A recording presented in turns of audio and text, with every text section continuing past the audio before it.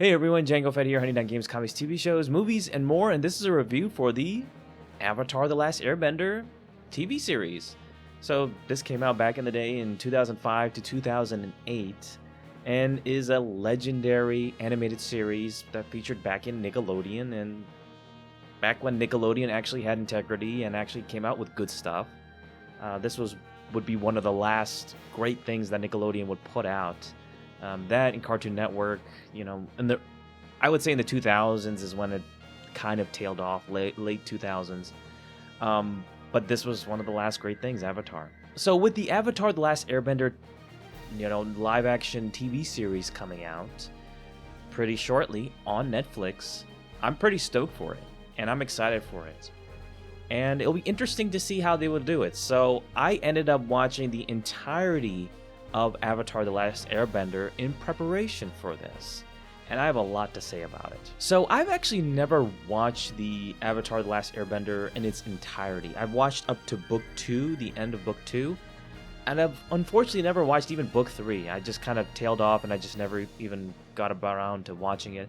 But I ended up just rewatching the entirety just to understand everything, because I've never watched book 3. So I watched book 1, book 2, book 3. And so, to best explain this series, just watch this animation right here. Water. Earth. Fire. Air. Long ago, the four nations lived together in harmony. Then, everything changed when the Fire Nation attacked. Only the Avatar, master of all four elements, could stop them. But when the world needed him most, he vanished. 100 years passed and my brother and I discovered the new Avatar, an airbender named Aang. And although his airbending skills are great, he has a lot to learn before he's ready to save anyone. But I believe Aang can save the world. So that is the intro for this series, as you can tell. And so there's 4 kingdoms: Earth, Air, Water, and Fire. And Aang is the last of his tribe, for the Air tribe, and pretty much he has to find a way, because he's the Avatar, to learn the rest of the powers in order to fight against the Fire Lord.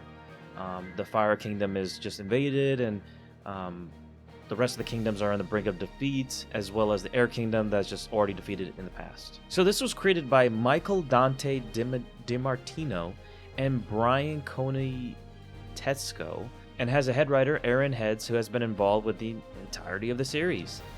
So, first book is called Water. Then the second book is Earth, and then the third book, final book, is Fire. And each is around like 21 episodes in total per season. And so we have the first season. I'm not going to spoil too much when it comes to this show, so if you haven't seen it, go watch it. It's legendary, it's amazing, it's awesome. So the first season is dedicated to water. Now, the thing is that because this is the intro, it's actually Earth and Air technically, because in the beginning it's mainly him trying to discover what happened to the Air Kingdom and mastering more of his air powers and stuff. And then it's getting into the water stuff of him learning to master the powers of water. And then you have book 2, Earth, him dedicated to Earth, understanding the Earth powers, and then also Fire, and for volume 3. So it stars Aang as the main protagonist, but it also has 2 other characters and several others down the road. So the other 2 characters are Sokka and Katara. They're both from the Water Tribe, and they discover Aang, as you can tell from the intro. And they go on journeys with him to help him in his journey to master all 4 elements. And Katara is already a novice and for the the Water Tribe, and understanding the water, the powers with water. And then Sokka is just kind of the comedy relief for this show. But I loved how they did with all of these characters. And we also have Toph and Also, this other character, which is actually antagonist, which is Zuko and Iroh. And then, Zuko and Iroh are also the antagonists in the beginning, where they're trying to capture the Avatar in order for Zuko to reclaim his honor in front of his father, which he was disgraced after speaking out against, the powers to destroy and sacrifice, I think it was Fire Kingdom lives at the time. And he was kind of against it, and he spoke out against it. So he's now in exile and trying to reclaim his honor in order to get back into the Fire Kingdom. So there's quite a bit of characters, not so much in the beginning, but after book 2 and book 3, that's when you see a lot more characters, getting introduced and becoming a part of the show. And they each have their own quirks and things about them. Aang is still a kid at heart, and even though he's like 100-something because he was trapped in the ice, he's still a kid. And Katara is practically the adult of the group. She's trying to, raise them up because she was learned from a young age to kind of grow up from there because of what happened to her family.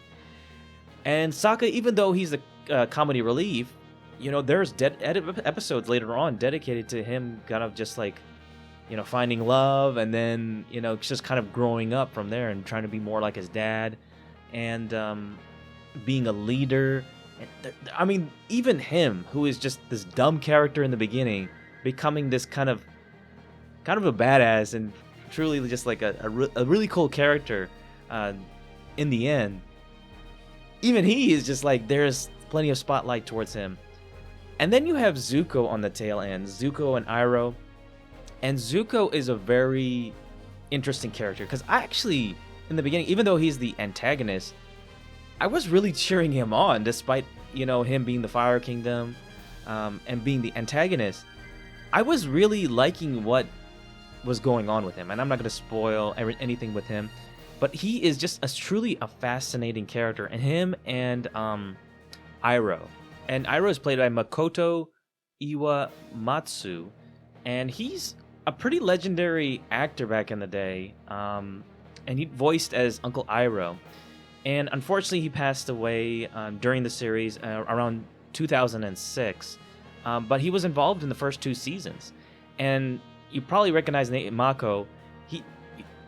He is the voice actor of Aku as well from Samurai Jack. So both 2 legendary series he was involved with, Samurai Jack and then this, that he's involved with, where he just does some incredible work, as the villain, and then he plays as Iroh as well. So that it's a really interesting thing that he does for both of those characters, and they're both like complete opposites. One's complete evil, one, not so much. It was so sweet that they actually dedicated an episode towards him in the show, and I thought that was so awesome to do that. It brought a kind of a tear to my eye just to see that how much they loved not only his character, but loved the voice actor and how much he brought to it.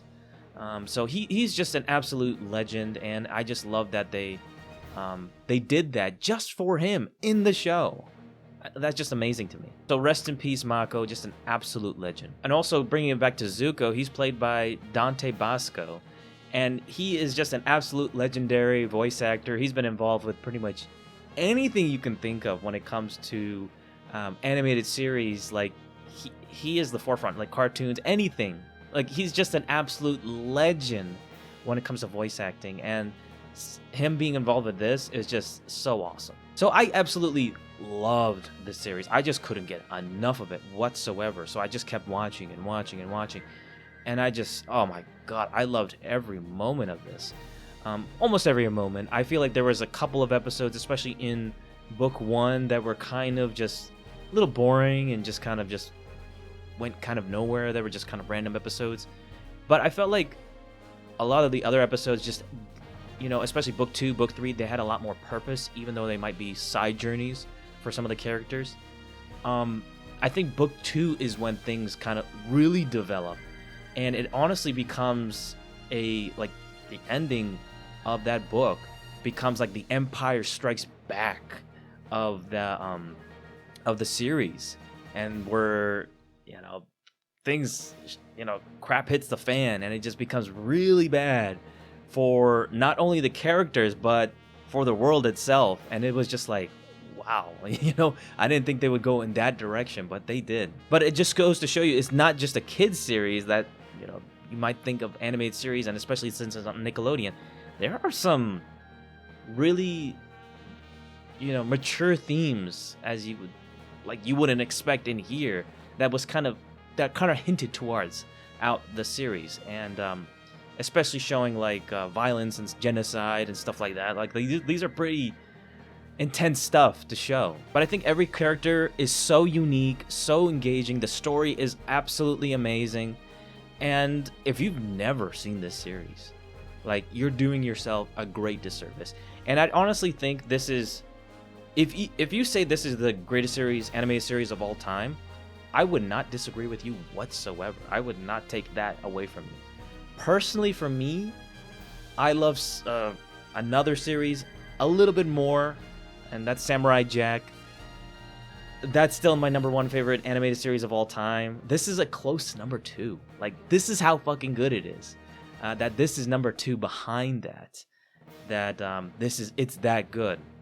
I truly think that. And I can't wait to get this on Blu-ray. I really do. Like, even though I watched this on Netflix, I'm gonna get the Blu-ray version, because anything that's just this legendary, I definitely have to get the Blu-ray for this. So absolutely, Avatar: The Last Airbender animated TV series gets a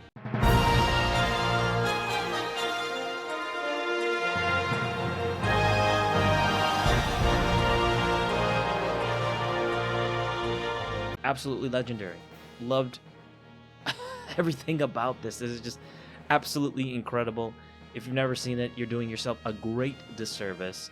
And plus, with the TV live action series, I'm kind of seeing things that are drawing red flags to me. So we'll see how they approach it. I'm still going to give it a chance. I'm going to give it a fair shot and actually watch it. I'm not sure if they're going to do like season 1, season 2, season 3, or they're just going to do one season and with everything, which doesn't make any sense whatsoever. And if they do that, that would be a terrible disservice. I hope this is good, because after One Piece, you want big successes just like that. So I'm kind of thinking it's going to go towards that route, that it's going to become legendary in that route. But we will see. I'm going to give it its fair shot, and we'll see how it ends up being. So let me know what you think of Avatar: The Last Airbender, the TV series, in the comment section below. Did you love it as much as I did? Just let me know in the comment section. And please be sure to like this video, subscribe to my channel, Django Fett, if you haven't already. And I'll see you, my fellow Mandoat, and then brothers and sisters, next time. Oh, yeah.